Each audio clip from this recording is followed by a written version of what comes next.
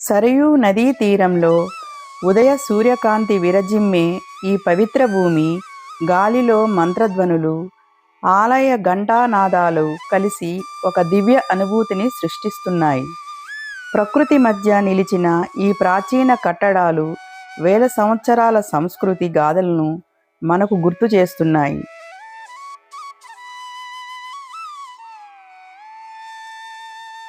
మన భారతీయ సాంప్రదాయం, పురాణం, పురావస్తు వైభవాన్ని మీ ముందుకు తీసుకురావడం ఇదే మా ఈ ప్రయత్నం.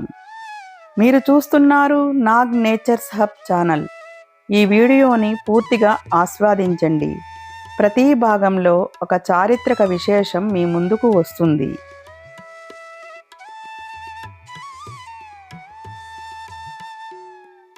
మనం ఇప్పుడు అయోధ్య పుణ్యభూమిలోని మహా దశరథ్ మహల్ మరియు పవిత్ర సీతామహల్ వైభవాన్ని దర్శించి వాటి చారిత్రక పురాణ మహిమను తెలుసుకోబోతున్నాం.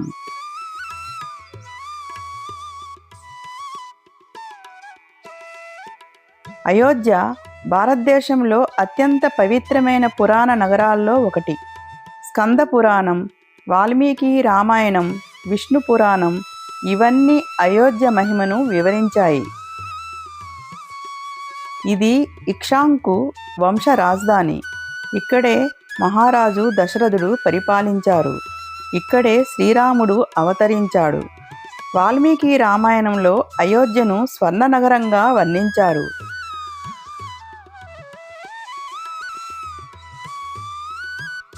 ఇది ధర్మ పరిపాలనకు ప్రతీకగా వెలిగిన పవిత్ర నగరం. సూర్యవంశ పరంపర ఇక్కడి నుంచే వెలుగొందింది. దశరథుడు సూర్యవంశానికి చెందిన రాజు. ధర్మపాలనలో ప్రసిద్ధి పొందాడు.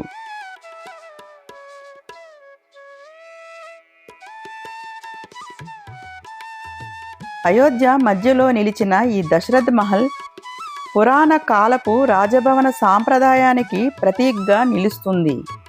ఇక్కడే మహారాజు దశరథుడు రాజసింహాసనాన్ని అలంకరించాడు.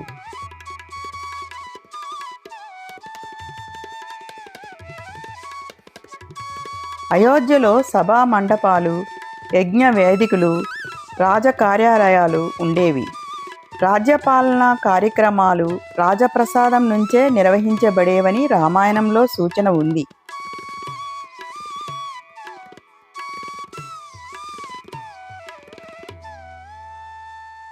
ఇక్కడే పుత్రకామిష్టి యజ్ఞం అనంతరం శ్రీరామ జననం జరిగింది. వశిష్ఠ మహర్షి ఆశీర్వాదాలు లభించాయి.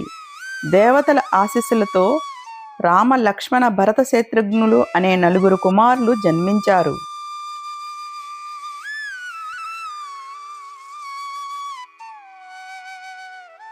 శ్రీరాముని పట్టాభిషేకానికి ఏర్పాట్లు జరిగాయి. ఈ ప్రదేశం ప్రతి మూలలో రామాయణ గాథలు ప్రతిధ్వని వినిపిస్తుంది.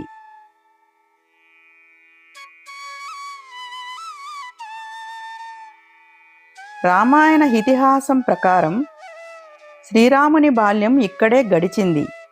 గురుకుల విద్య అనంతరం తిరిగి వచ్చిన ప్రదేశం ఈ రాజమహల్. వనవాసానికి పూర్వం రాజసభ సమావేశాలు ఈ రాజమహల్లోనే జరిగాయి. ఈ కారణంగా అయోధ్య ప్రతి రామభక్తునికి ఆత్మీయమైన ప్రదేశం.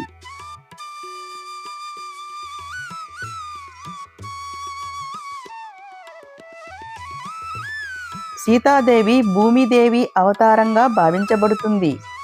మిథిలారాజు జనకుడు ఆమెను యజ్ఞభూమిలో కనుగొన్నారు. శివధనుస్సును ఎత్తిన మహావీరుడైన శ్రీరాముడు ఆమెను వరించారు. సీతారాముల కళ్యాణం ధర్మానికి ప్రతీకగా నిలిచింది.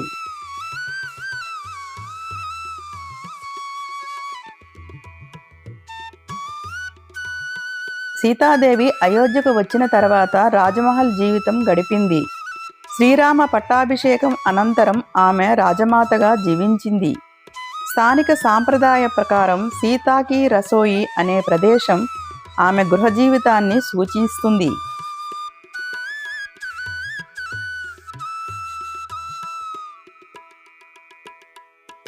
ఇలాంటి పురాతన సంస్కృతి ఆధ్యాత్మిక వైభవం, ప్రకృతి నిండి ఉన్న ప్రాచీన పురావస్తు కట్టడాల విశేషాలను తెలుసుకోవాలంటే మా నాగ్ నేచర్స్ హబ్ ఛానల్తో ఈ అందమైన ప్రయాణాన్ని కొనసాగించండి.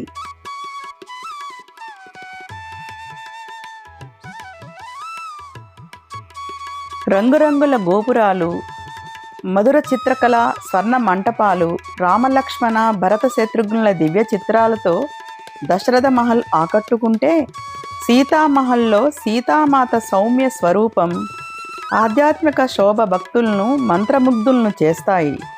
ఈ రెండు మహల్లు నేడు ఆలయ రూపంలో దివ్య దర్శనం అందిస్తున్నాయి.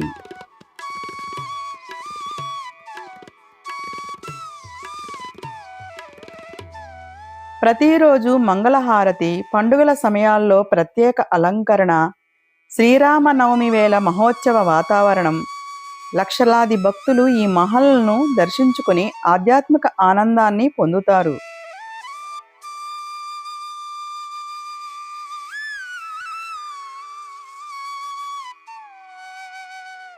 దశరథ్ మహల్లోకి ప్రవేశించినప్పుడు భక్తులు ఒక ప్రత్యేకమైన ప్రశాంతతను అనుభవిస్తారు. సీతా రాజ్మహల్ వద్ద భక్తి, మాతృత్వం, ధర్మశక్తి స్పష్టంగా అనుభూతమవుతుంది.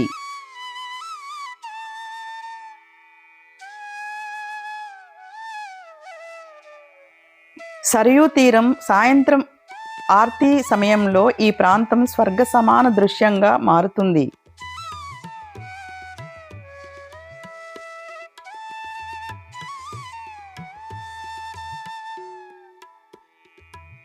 రామాయణ ఇతిహాస ప్రకారం అయోధ్య రాజా ప్రసాదం నుంచే మహారాజు దశరథుడు రాజ్యపాలన నిర్వహించారు.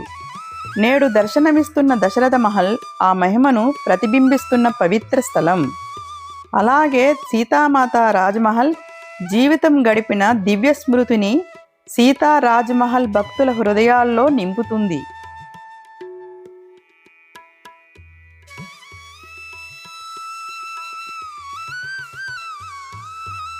దశరథ మహారాజు పరిపాలనా ధర్మానికి ప్రతీక, సీతామాత జీవితం పవిత్రతకు ప్రతీక. సరయూ గాలి తాకిన ప్రతి రాయి, ప్రతి స్తంభం రామనామాన్ని పలుకుతుంది.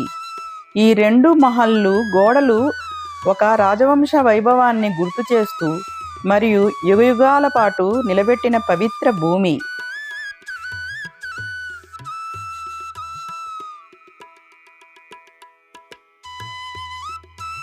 మీకు ఈ వీడియో నచ్చినట్లయితే లైక్ చేయండి, షేర్ చేయండి, మీ అభిప్రాయాలను కామెంట్లో తెలియజేయండి. మరియు ఇలాంటి ప్రకృతి, చారిత్రక పురావస్తు విశేషాల కోసం మా నాగ్ నేచర్స్ హబ్ ఛానల్ను సబ్స్క్రైబ్ చేయండి.